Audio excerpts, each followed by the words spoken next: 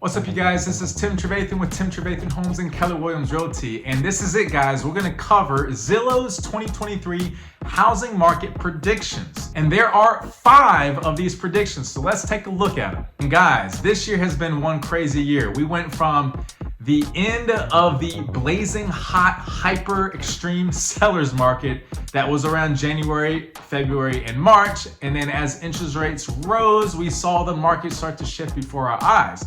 And in a very big way. In ways that we didn't know were coming, because you can go back and look at some of the predictions made from Zillow and Redfin, from me and my broker and all kinds of agents all across the country. We had no idea that the shift would happen and not this fast into this extreme. So what does that mean for 2023? Well, let's take a look at what Zillow's saying. Number 1, the Midwest to feature front and center in 2023. I don't know that much about the Midwest. I haven't really visited that much of the Midwest, to be honest. I'm sure there will be a lot of people moving there, and the reason being because it's a lot more affordable there than other areas of the country. However, a big thing that I like to point out is employment, the jobs. Are there good jobs that are acquired by people that want to live there and work there? Maybe, maybe not. But I'd say in Atlanta, there's a lot of people moving here mainly because of the availability of jobs here that pay pretty well. And yes, we're seeing, and really across the country, where the cost of living is going up, but the salaries and the wages are not increasing at the level of inflation. But with the opportunity here, I'm still seeing people move here, as I've helped people move here from New York, LA, San Francisco, Wisconsin, Chicago, Seattle right now, and also places in Florida like Tampa and in Mississippi and Alabama. So the thing is, there's always going to be people moving from different states. It's a matter of that influx of people, and is there going to be demand? In Atlanta, yes, we're caught up in the shift like most of the other cities, but we're not seeing the big decreases like we're seeing in Austin or Phoenix right now. Yes, we're seeing a small decrease in prices, and you can check out my other video that I did on some good transactions that I give as a case study to what is going on in the actual market firsthand experience. And you can see that I'm getting buyers that are going under contract with big seller concessions and price decreases that are being accepted in their offers. And we're seeing sellers still sell their house, and some quicker than you may think. Number 2, buying with friends and family will gain momentum. Now I can see this trend happening more and more. And the reason why is because as the rates have gone up from 3% last year to as high as 7%, now around low 6%, there are people who are looking to buy a home, whether it's as a primary resident, and especially those that are investing, where they don't have the capital to put down to be able to buy an investment property. And so now they're partnering up with their friends. And yeah, maybe they don't get the 100% cash flow that they want, and because they have to split it with somebody, but they figure they could at least split it and get half rather than nothing. I personally have not worked with any clients like this. Most of my clients are people who are first-time home buyers or second-time move-up buyers, and ones that are selling to be able to downsize because they're empty nesters. But I'm sure there are those around the country, and we might start seeing more of those next year. Number 3, affordability crisis will stabilize, if not improve. Now this one I agree with, and I hope does indeed come to pass, because the affordability has been an issue this year with rising rates, and that's why you've seen such a dropout with buyers and how the market changed practically overnight.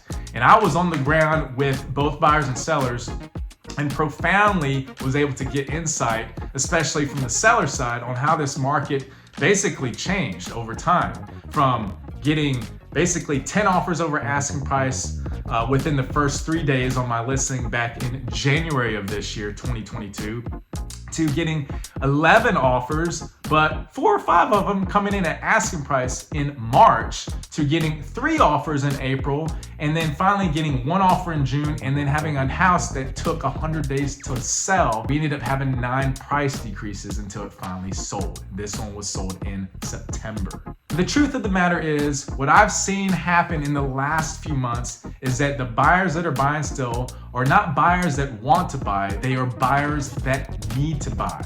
You've got people that are still buying because they're getting married, buying because they have children and a growing family and they need more space. Then you have unfortunate events such as divorces that have people for a reason to sell, also deaths in the family, and so they don't need all that space. And they end up moving somewhere else that's closer to family, whether it's in a different city or a completely different state.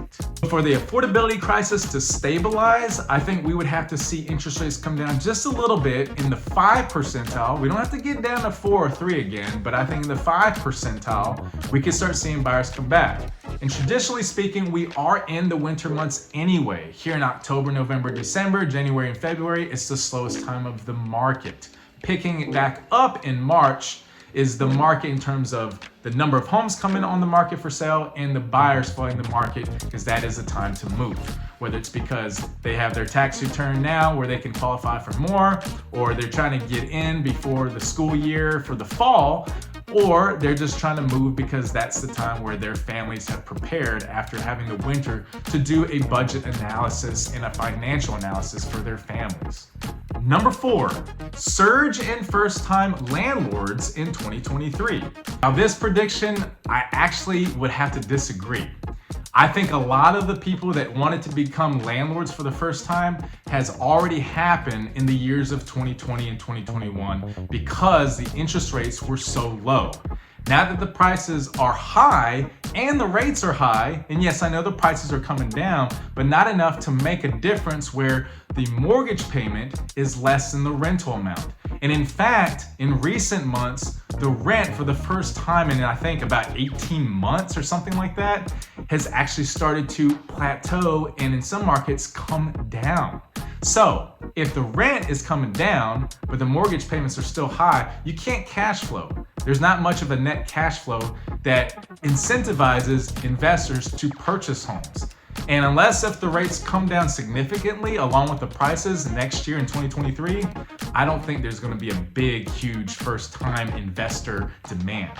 And look, I can kind of say this from a first-hand experience because I myself, even though I am a realtor, always are looking for opportunities for investment properties. And I just sold a townhome in Norcross. It was priced at $329,000, 3-bedroom, 2.5 bath. And this house had about roughly 1,900 square feet. And we listed it for $329,000, thinking that we could sell it for that much. We ended up having it sell it for less, which is great if you are the person trying to buy and use it as an investment property. It sold for $312,000. But if you do the math on a payment calculator, a mortgage payment calculator, let's just take this one for example. If you do 20% down payment, even with a big down payment like that, which you have to do for investment purposes to qualify, then you're looking at a payment that looks like this. But then if you look at the rent amount, the going rent in that neighborhood, the highest there that I think I could probably rent for this home is $2,000. So prior to listing, I was thinking of buying it myself as an investment property, but after crunching the numbers, quickly finding out it wouldn't make sense. Some may argue, well, Tim, you can take a little bit of a loss if it's only $25 or $50 a month that you take a loss until you refinance. Well, that is a possibility, but that's a huge risk. And unless if you are a skilled and experienced investor, I would not recommend doing that, or really to anybody. Last but not least, number 5, new construction strength will be in rentals.